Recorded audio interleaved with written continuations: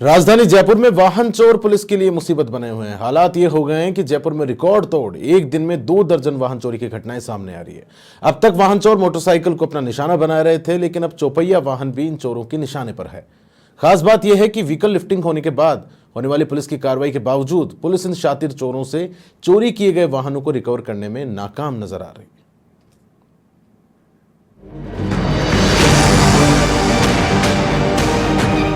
कभी घर के बाहर तो कभी घर के अंदर, तो कभी पार्किंग, तो कभी बस स्टैंड, तो कभी दफ्तर के बाहर खड़े दुपहिया वाहन और चौपहिया वाहन इन दिनों पलक झपकते ही चोरी हो रहे हैं। शहर में वाहन चोरी करने वाली गैंग का आतंक इस कदर मचा हुआ है कि रोजाना 25 से 30 वाहन चोरी हो रहे हैं। ये हालात कोई एक दो जगह के नहीं, बल्कि जयपुर शहर के 65 पुलिस थानों के हैं। चोरी हुए वाहनों में सबसे ज्यादा संख्या दुपहिया वाहनों की है। आंकड़ों के अनुसार एक महीने में 1100 से 1200 वाहन जयपुर शहर से चोरी हो रहे हैं। सबसे ज्यादा वाहन जयपुर कमिश्नरेट के साउथ और ईस्ट जिले में चोरी हुए हैं। बढ़ती वाहन चोरी की संख्या को देखते हुए इन शातिर चोरों पर लगाम कसने के लिए पुलिस ने जयपुर शहर में 4 जिलों में हॉटस्पॉट भी चिन्हित किए हैं। बावजूद इसके वाहन चोरी की घटनाएं नहीं थम रही।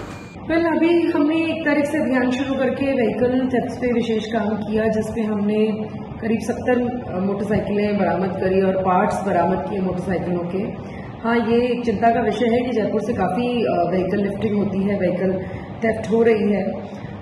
हमने जितने हॉटस्पॉट्स हैं उनको टारगेट किया है, उनकी मोडस ऑपरेंडी देखने की कोशिश की है और उसी के अनुसार हमने ये कार्रवाई भी की है।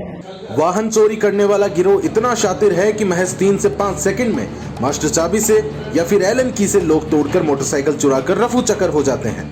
पुलिस चोरी हुए वाहनों की तलाश में नाकाबंदी भी करवाती है, लेकिन ये बदमाश इतने शातिर हैं कि नाकाबंदी को देखते हुए चोरी किए गए इन वाहनों को किसी पार्किंग, बस स्टैंड या पार्क के आगे खड़ा कर देते हैं। जैसे ही नाकाबंदी हटी, ये यहाँ से 1 या 2 दिन में चोरी किए गए वाहनों को दूसरे जिलों में बेच देते हैं। चोरी किए गए ये वाहन ज्यादातर भरतपुर, सवाई माधोपुर, करौली या फिर मेव इलाके में बेचे जाते हैं। चोरी किए गए इन वाहनों की रेट भी आकर्षक है। 90,000 के वाहन को ये शातिर चोर महज से 5 से 10,000 में बेच देते हैं। तो कई शातिर चोर चुराई गई मोटरसाइकिल और कार के पार्ट्स को कबाड़ियों को चंद रुपयों में बेच देते हैं। लेकिन हैरानी की बात तो यह है कि आंकड़ों के अनुसार चोरी हुए वाहनों को पुलिस 10% भी रिकवर नहीं कर पाई है। 1100 के आंकड़े पर पुलिस महज 110 से कम मोटरसाइकिल रिकवर कर पाई है। सभी पूरा नेक्सस होता है, पूरा इनका एक ग्रुप होता है।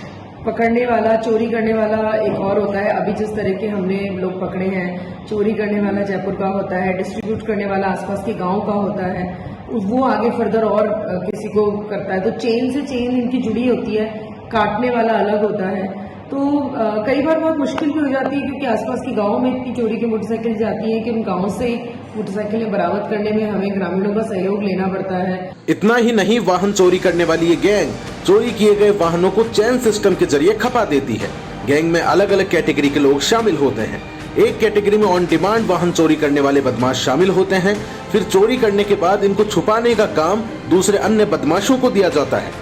चोरी के वाहनों को बेचने का काम दूसरी गैंग को दिया जाता है।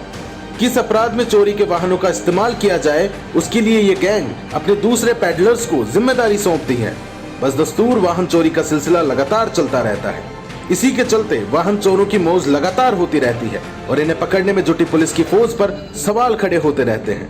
होने वाली वाहन चोरी की संख्या और रिकवरी परसेंटेज के आंकड़ों में खाकी की जांच कागजों में दफन हो जाती है। जयपुर से समाचार प्लस के लिए यादविंद्र शर्मा की रिपोर्ट।